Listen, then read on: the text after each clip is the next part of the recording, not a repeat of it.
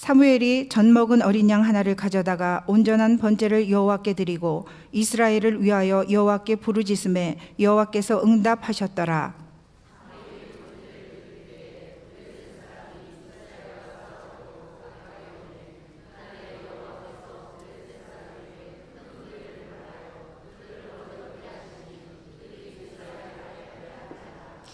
이스라엘 사람들이 미스바에서 나가서 블레셋 사람들을 추격하여 벳갈 아래에 이르기까지 쳤더라.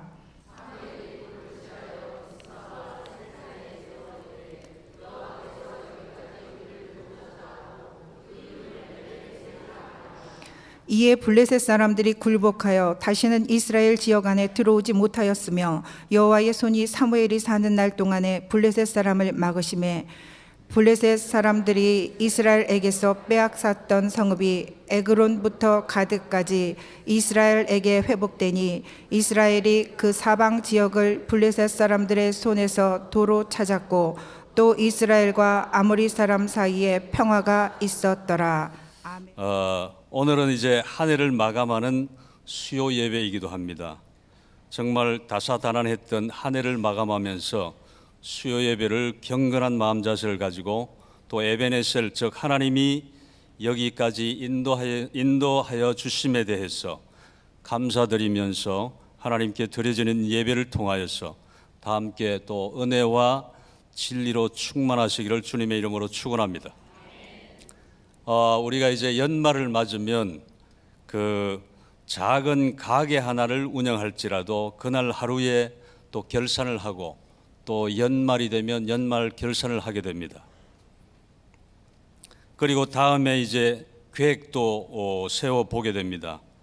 열차도 출발역이 있으면 반드시 종착역이 있듯이 또 이제 우리 인생도 총결산을 해야 하는 날이 반드시 있습니다.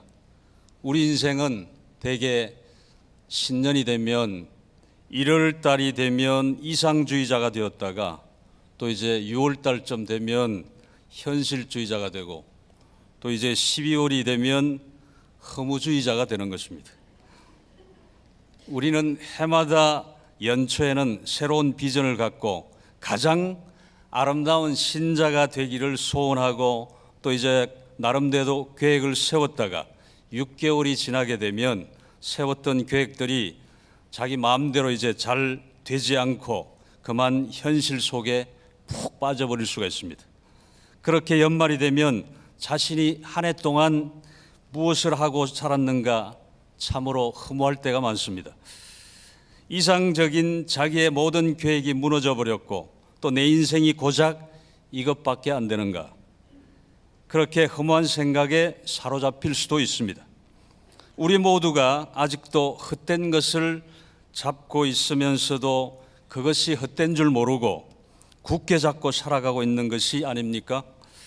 우리 모두는 이 시간 한없이 흘러가는 시간의 정점에 서서 우리의 인생의 모습을 한번 점검해 보기를 바랍니다. 한 해를 마감하는 가운데 우리는 나이를 누구도 예외 없이 한 살씩 더 먹게 되고 세월의 빠름을 절감하게 됩니다. 세월은 유수와 같고 또 인생은 결국 한 줌의 흙으로 돌아가고 끝이 나게 됩니다. 이것이 우리의 인생인 것입니다. 오늘 우리는 겸허한 마음으로 한 해를 마무리하면서 우리들 각자가 지금까지 살아온 것을 경건한 마음으로 자신에게 주어진 한 해를 생각해 보아야 하겠습니다. 그리고 우리의 참 주인이신 하나님 앞에 올 한 해를 마감하면서 이 예배를 통해서 조용히 자신의 신앙생활에 대해서 결산보고를 하나님 앞에 할 수 있기를 바랍니다. 그리고 새로운 해의 첫 주일을 맞이하기 전에 남은 마지막 이제 한 주간을 어떻게 보내느냐에 따라서 어떻게 보내느냐, 바르게 보내느냐에 그것을 생각해 보며 그 말씀에 같이 은혜를 받고자 합니다. 묵은 해를 어떻게 보내느냐에 따라서 새롭게 다가온 해가 자신에게 복된 해가 될 수도 있고 아닐 수도 있는 것입니다. 뿐만 아니라 마지막을 잘 챙길 때, 유종의 미를 거둘 때 다가오는 해가 성공적인 해가 될 수도 있고 실패의 해가 될 수도 있기 때문이죠. 세상 사람들은 이번 마지막 한 주간을 망년회라는 이름으로 밤새도록 정신없이 시간을 보냅니다. 그러나 한 번 가면 다시 오지 않는 한 해를 조금이라도 바르게 보내면서 밝은 새해를 맞이한다면 다가오는 새해가 복된 해가 될 줄로 믿습니다. 그렇다면 어떻게 마지막 남은 이 한 주간을 보내야 할지에 대해서 같이 한번 생각해 보겠습니다. 첫째로 여러분의 삶이 올 한 해를 뒤돌아보면서 어떻게 살았든지 간에 하나님 앞에 감사하는 마음을 가져야 된다는 것입니다. 올해의 삶이 어떠했든지 간에 감사하는 마음을 가져야 합니다. 이스라엘의 지도자 사무엘은 블레셋 나라에 의해서 이스라엘이 망할 수밖에 없는 상황에서 하나님의 은혜로 구원받을 뿐 아니라 잃어버렸던 땅을 회복하고 지난 날을 뒤돌아보며 큰 돌을 땅에 세운 후에 그 이름을 에베네셀이라고 했습니다. 에베네셀이라는 뜻은 여기까지 우리를 도우셨다는 의미입니다. 다시 말해서 지금까지 자신들이 여기까지 오게 된 것은 오직 여호와 하나님의 은혜로 되어진 것이라는 감사의 표현인 것입니다. 이제 한 해를 마무리 짓는 우리도 각자 살아온 삶을 이렇게 뒤돌아보면서 하나님께 감사하는 마음을 가져야 할 것입니다. 세상 사람들은 흔히들 기쁨은 모래에 새기고 또 삶의 고통은 돌에 새겨둔다라고 말하지만 주님을 믿는 우리들은 나쁜 일이나 슬픈 일은 모두 이렇게 잊어버리고 흘려보내고 또 패스를 하고 지나온 기간 중 자신을 기쁘게 한 일과 가장 아름다웠던 일만을 생각하면서 하나님께 감사하는 마음을 가져야 할 것입니다. 우리들이 괴로운 일을 잊고 감사할 일만 생각하며 감사해야 하는 것은 하나님은 감사하는 자에게 더 큰 감사를 하도록 축복을 허락해 주시기 때문입니다. 그러니까 감사하는 자, 그 감사가 많을수록 더 많아진다는 거예요. 하나님이 더 많이 축복해 주신다는 거예요. 그러니까 빈익빈 부익빈 현상도 감사에도 그렇게 나타나는 것입니다. 사랑하는 성도 여러분, 여러분의 마음은 어떻습니까? 혹 아무리 감사한 일을 떠올리려고 해도 힘들었던 시간만 더 생각이 혹시 났습니까? 그렇다면 그 일로라도 주님께 감사하시기 바랍니다. 하나님이 주시는 고통은 다 그 이후에는 감사로 바뀔 수가 있는 것입니다. 새로운 해에는 그 모든 일들이 기쁨과 즐거움으로 다가와서 행복을 누리게 되어서 그때 날 지난 눈물을 쏟게 했던 그 어려움이 이렇게 슬픔이 변하여 기쁨이 되었구나. 그렇게 또 이제 하나님 앞에 감사할 날이 온다는 것이에요. 그런 날이 분명히 여러분이나 저에게 올 것입니다. 이 모든 것이 나를 위해서였다는 것을 깨닫게 될 날이 반드시 오게 될 것입니다. 우리의 인생을 보면 인생은 형형색색으로 절묘한 모양을 낸 한 폭의 비단, 검주단과 같다고 합니다. 그 형형색색의 비단 안의 색은 최상의 그런 검색이 있는가 하면 또 이제 고통의 상징인 진홍 색깔도 있고 또 암울한 슬픔의 색깔도 있습니다. 그 여러 색깔이 어우러져서 아주 그 품위가 있는 그런 비단이 검주단이 된다는 거예요. 우리 인생도 마찬가지인 것입니다.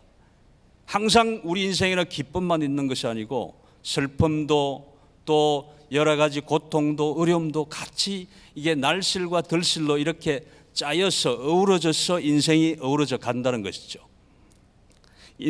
그래서 우리가 그러나 그 모든 색들이 조화를 이룰 때 한 폭의 진정한 그런 만족한 그림이 될 수가 있는 것입니다. 마찬가지로 오늘날 우리의 삶을 감사함으로 이렇게 잘 이렇게 시를 이어간다면, 감사함으로 계속 우리가 이어간다면 훗날에 반드시 하나님의 사랑과 은혜가 충만해질 것입니다. 사랑하는 성도 여러분, 여러분이 지난 1년 동안 어떤 삶을 살아오셨든지 하나님은 여러분의 삶 전체를 연합하여서 선을 이루어 주실 것입니다. 그러므로 에베네셀의 마음으로 이 마지막 한 주간 감사함으로 보내시기를 바랍니다. 하나님께서는 이러한 모든 상황들 속에서도 우리들에게, 여러분들에게 은혜를 베풀어 주셨습니다.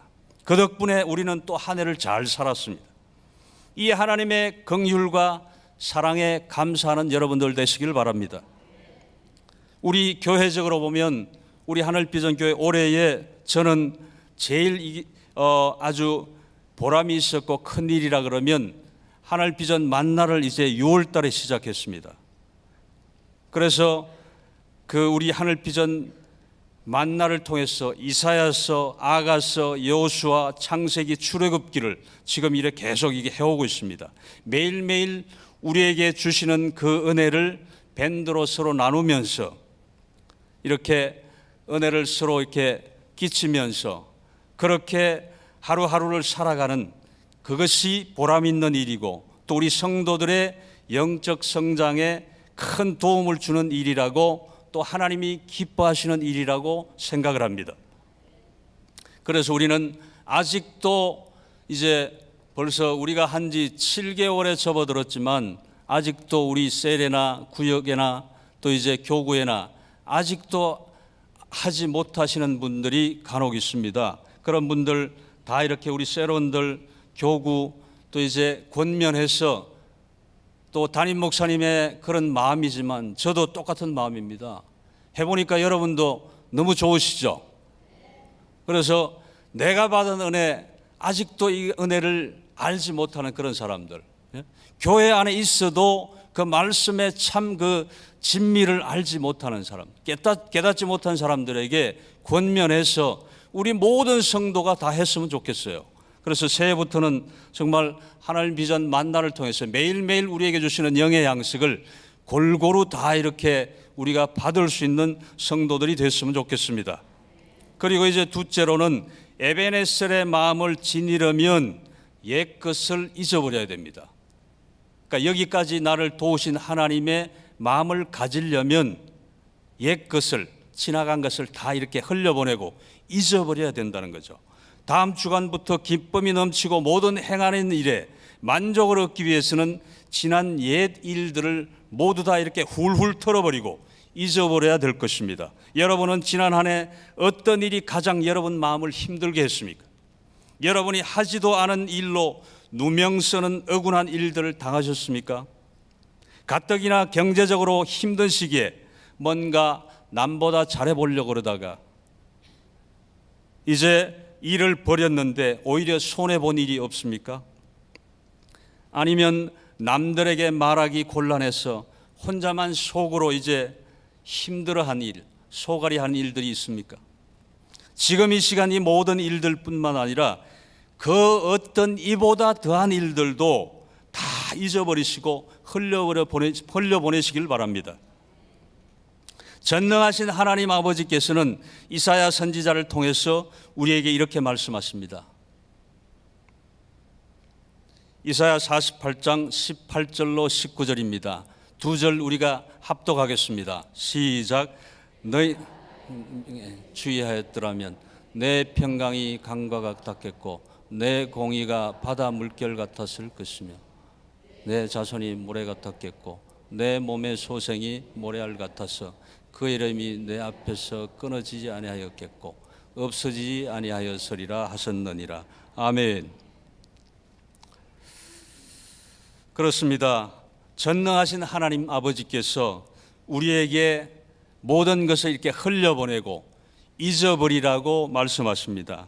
너희는 이전 일을 기억하지 말며 옛적 일을 생각하지 말라. 보라 내가 새 일을 행하리니 이제 나타낼 것이라고 말씀하십니다.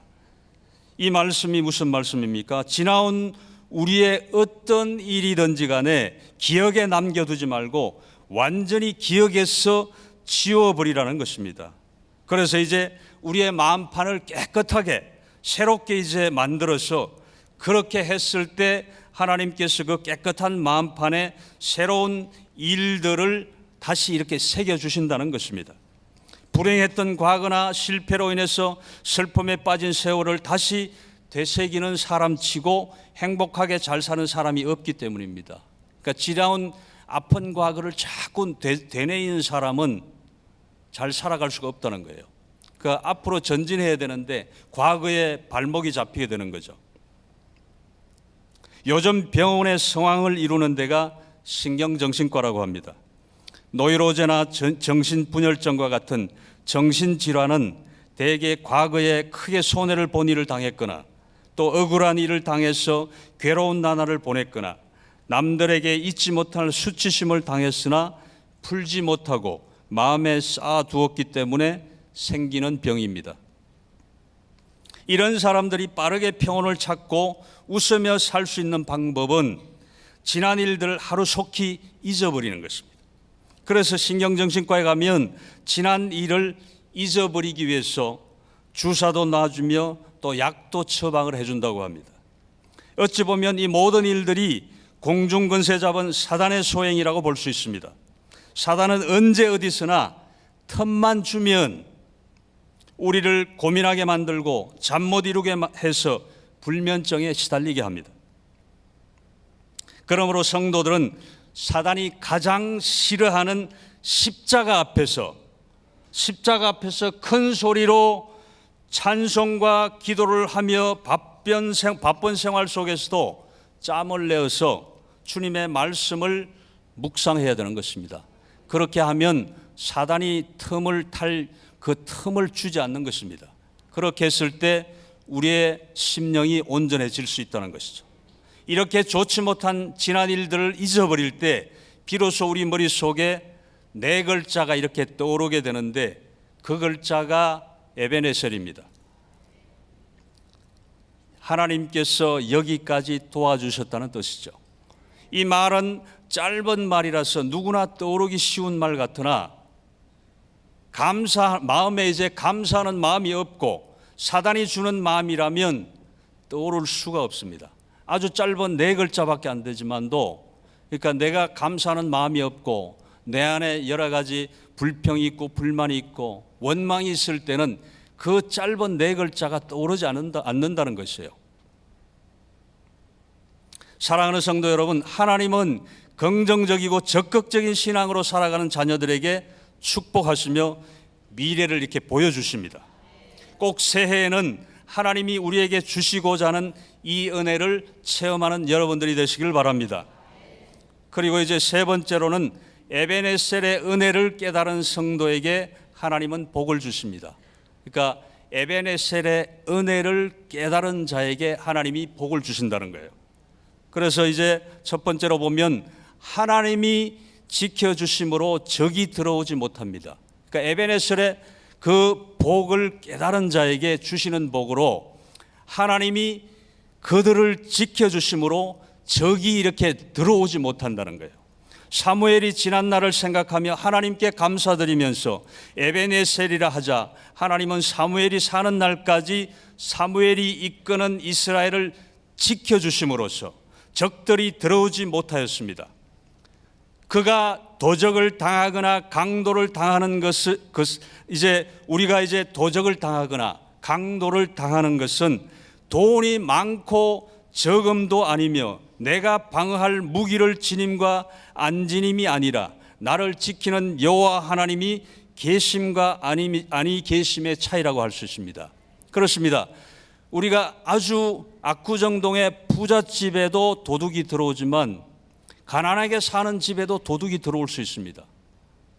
그렇기 때문에 하나님이 지켜주시지 않으면 파수꾼의 경성함이 헛되다고 했습니다. 우리는 온전할 수가 없다는 것이죠.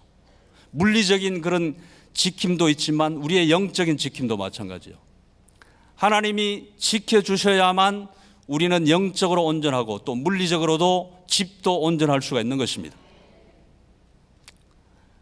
언제나 하나님께 에베네셀의 은혜를 받고 산다고 생각하는 물맷돌을 지닌 소년 다윗은 당시에 최고의 무기를 지닌 육적 장수 골리앗과 싸워도 단번에 이길 수가 있었던 것입니다. 그러니까 다윗이 그렇게 이길 수 있었던 비결은 하나님이 나를 도우신다, 하나님이 나를 인도하신다, 그런 그 에베네셀의 그 은혜를 깨닫고 있었기 때문에 육척 장신에, 그 다음에 아주 그러니까 최신 무기를 가진 골리앗과 싸워서 이길 수 있었다는 것이에요. 하나님은 언제 어디서나 우리를 지켜주시는 분이심을 여러분은 믿으시기 바랍니다. 그리고 두 번째 이제 은혜는 뭐냐 하면 지난날 우리가 손해본 것을 다 되찾게 해주십니다. 모든 지난날이 에베네셀의 은혜라고 생각하는 이에게는 하나님께서 지난 세월 속에서 자신의 실수로 손해를 보았던, 타인의 실수로 손해를 보았던 하나님은 가리지 아니하시고 모두 다시금 얻을 수 있도록, 회복할 수 있도록 축복해 주신다는 것입니다. 사무엘이 하나님께 에베네셀에 감사를 하자 지난날 블레셋 사람들에게 빼앗겼던 에그론에서부터 가드까지 성읍을 다 되찾게 해주셨습니다. 마찬가지로 하나님은 우리의 터전도, 여러분의 터전도 다시 회복해 주실 것입니다. 그리고 세 번째로는 이제 주위 모든 사람과 화평한 날을 보내게 해주신다는 것입니다. 주위에 서로 이렇게 다투었던 사람들, 서로 마음이 불편한 사람들, 그런 사람들과도 에베네셀의 하나님의 은혜를 깨닫게 되면 하나님이 다 화평케 해주신다는 것입니다. 하나님께 에베네셀의 은혜를 생각하며 감사하는 성도들에게는 무슨 일을 만나든지 만사형통하는 평안의 복을 허락해 주실 것입니다. 그뿐만 아니라 아무리 자신과 원수된 사람이 있을지라도 걱정이 없는 것은 그 사람이 스스로 이렇게 다시 찾아와서 평화하게 생활하자고 요청한다는 것입니다. 그리하여서 하나님 아버지께 감사의 찬양을 돌리시는 성도들이 다 되시기를 바랍니다. 하나님께서 왜 여러분을 이곳으로 부르셨습니까? 내가 육신의 만족만을 생각하며 살던 이 세상에서 우리를 불러내 주셨다는 것입니다. 이것은 아주 획기적인 영적인 사건인 것입니다. 단순히 예수 믿고 구원받는 것에서 끝나는 것이 아닙니다. 예수 그리스도의 보혈의 피로 내가 종살이하던 이 세상에서 완전히 떠나게 되었다는 것입니다. 육신의 만족이 아닌 영혼의 만족을 맛보게 하시기 위해서 여러분을 이곳으로 부르셨다는 것입니다. 사람이 떡으로만 살 것이 아니요 여호와 입에서 나오는 모든 말씀으로 사는 것을 증거하기 위해서 여러분을 이곳으로 부르셨습니다. 그래서 여러분은 에베네셀의 그 은혜를 깨닫고 또 하나님께 감사와 찬양을 올려드리는 여러분이 되셨습니다. 그러면 여러분들만 그 은혜를 깨닫고 만족할 것이 아니라 내 주변에 아직도 예수님을 알지 못하는 자에게 그 은혜를 맛볼 수 있도록 복음을 전해야 된다는 것이죠. 사랑하는 성도 여러분, 여러분의 인생 키를 누가 잡고 있습니까? 혹시나 몰려오는 풍랑 속에서 어찌할 바를 몰라서 두려워 떨면서 내가 그 키를 붙잡고 있지는 않습니까? 그 인생의 키를 하나님께 이렇게 맡겨드리십시오. 하나님이 여러분의 떨리는 어깨를 감쌀 수 있도록 하나님께 이렇게 내어드리십시오. 하나님, 나도 저분처럼, 하나님 은혜를 받은 저분처럼, 하나님이 안아주신 저분처럼 하나님께 그 어깨를 맡겨드리면 하나님, 나도 저분처럼 꼭 안아주세요. 꼭 이렇게 감싸주세요. 안아주세요. 주님이 안아주시면 모든 게 다 해결됩니다. 이 풍랑 속에서, 이 뜨거운 광야 속에서 세상이 이해하지 못하는 깊은, 아주 깊은 평안을 여러분은 느끼게 될 것입니다. 누리게 될 것입니다. 또 이제 우리에겐 한 해가 지나갑니다. 이 가는 세월을 누가 붙잡고 못 가게 할 수 있습니까? 세월은 흘러갑니다. 2017년이 다 가고 2018년이 어김없이 우리에게 이제 한 걸음 한 걸음 다가옵니다.